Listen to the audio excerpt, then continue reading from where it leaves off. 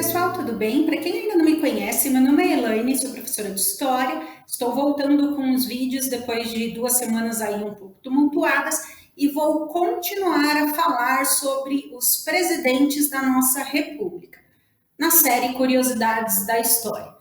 Nós já falamos sobre o governo mais curto e o governo mais longo da história do Brasil republicano. Falamos também sobre presidentes que faleceram antes de tomar posse e também sobre presidentes que foram impedidos de assumir o poder. No vídeo de hoje nós vamos falar sobre os presidentes que renunciaram ao seu poder. Antes de falarmos sobre quais foram esses presidentes, é importante saber o significado da palavra renúncia. Então, quando um governante renuncia, significa que ele não quer mais, ele abriu mão do poder, ele abdicou. Então, assim, não quero mais.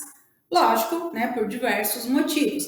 Tivemos na história do Brasil imperial, nosso primeiro imperador, Dom Pedro I, que é o Dom Pedro IV de Portugal, que em 1831 abdicou ao trono brasileiro, ou desistiu do trono brasileiro, em favor do seu filho Pedro de Alcântara, que na época tinha 5 anos de idade, e que depois se tornou, né, o imperador Dom Pedro II. Então, desistir do cargo, renunciar, desistir do cargo. Vamos ver então quem foram esses presidentes. O primeiro presidente da nossa história a renunciar foi Deodoro da Fonseca, que governou o país entre os dias 15 de novembro de 1889 e 25 de fevereiro de 1891. Na verdade, foi instaurado o governo Deodoro no dia 16 de novembro. Então, o nosso primeiro presidente do Brasil foi o primeiro a renunciar. Ele renunciou em meio a uma grave crise política, onde ele acabou fechando o Congresso, perseguindo opositores. Então, foi um momento extremamente tumultuado, né, da nossa história, mostrando que as coisas aí no Brasil República não seriam tão tranquilas assim. Ao renunciar, ele disse: assino a carta de alforria do derradeiro escravo do Brasil. Então, né, magoado, ressentido, Deodoro acabou falecendo em agosto de 1892, no Rio de Janeiro, devido a problemas respiratórios. Problemas esses que o tiraram, inclusive, dos acontecimentos do dia 15 de novembro de 1889. Quando ele proclamou a República, e o Dom Pedro II foi tirado do poder, ele não participou de todos os eventos daquele dia 15, porque ele sofria de um problema pulmonar. No dia 15 de novembro, ele estava muito mal, estava acamado, e sua esposa tentou impedir de tudo quanto é forma que os seus aliados, né, naquele momento, o tirassem de dentro de casa.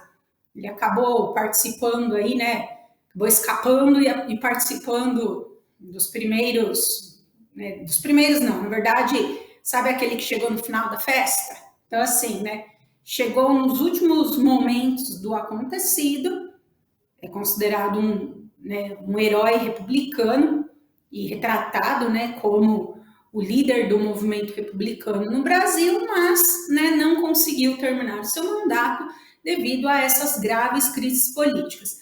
Lembrando que o Deodoro da Fonseca era considerado um republicano de última hora, entrou aí no movimento republicano aos 45 do segundo tempo, porque ele tinha uma amizade com Dom Pedro II, então durante muito tempo ele ficou dividido entre, né, a questão do movimento republicano e o amigo.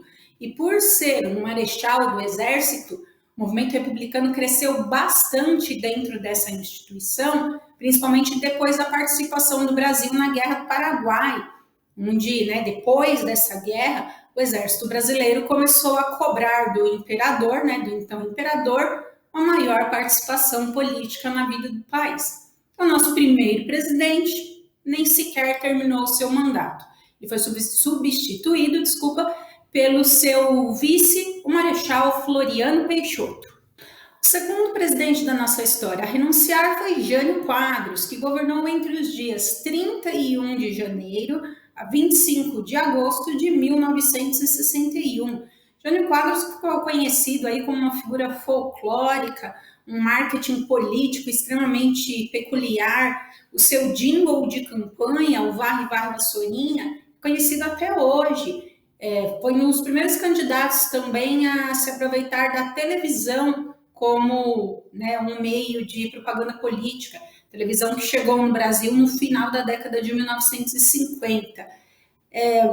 A renúncia do Jânio foi uma coisa, vamos dizer assim, uma tentativa de golpe, onde ele governaria com mais poderes. O Brasil estava passando por um momento muito difícil, politicamente, economicamente, principalmente, e estamos vivendo aí o período da Guerra Fria. O Jânio tomou algumas atitudes extremamente controversas para a época, como condecorar o Che Guevara, um dos líderes da Revolução Cubana de 1959, condecorar com a Ordem do Cruzeiro do Sul, que é uma das condecorações mais importantes da nossa história, do nosso país, melhor dizendo, que desagradou os Estados Unidos. Ele tinha como vice o João Goulart. A eleição para presidente e vice naquela época era separada, e o João Goulart era visto pelos setores conservadores como comunista. Ele era ligado ao Partido Trabalhista Brasileiro e herdeiro das tradições do populismo varguista. Aliás, dizem que o próprio Vargas viu o João Goulart como seu sucessor. O Jânio mandou o João Goulart para a China e fez uma carta de renúncia ao Congresso. Essa carta, ele achou, né, que com essa carta o Congresso iria, né, aceitar e pedir: não, Jânio, pelo amor de Deus, não renuncie, porque o seu vice é comunista. E ele dizia que, né, não, dentre os planos dele estavam: eu vou ficar, mas vocês vão me dar plenos poderes. Só que o plano dele não deu muito certo. Ele esperava que, enquanto isso, em frente ao prédio do Congresso Nacional em Brasília, as pessoas estariam ali pedindo para que ele não saísse do poder. Sua carta de renúncia foi aceita e, em um trecho dela, ele disse que forças ocultas levantaram-se contra ele e o intrigavam e o difamavam, mesmo até com a desculpa de colaboração. Essas forças ocultas às quais ele se referia nunca foram explicadas.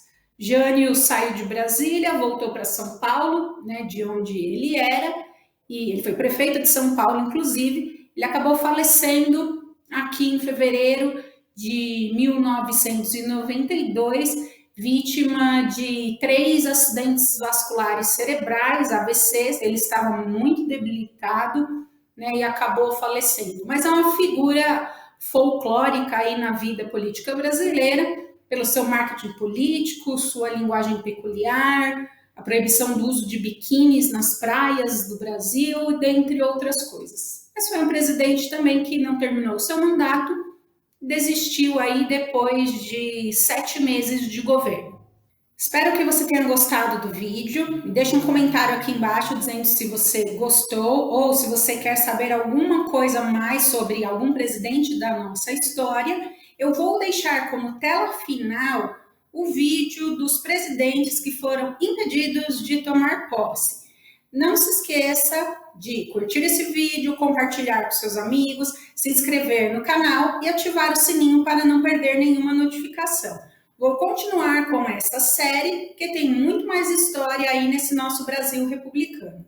Muito obrigada a todos que me acompanharam até aqui. Um beijo e eu vejo vocês no próximo vídeo. Tchau, até mais!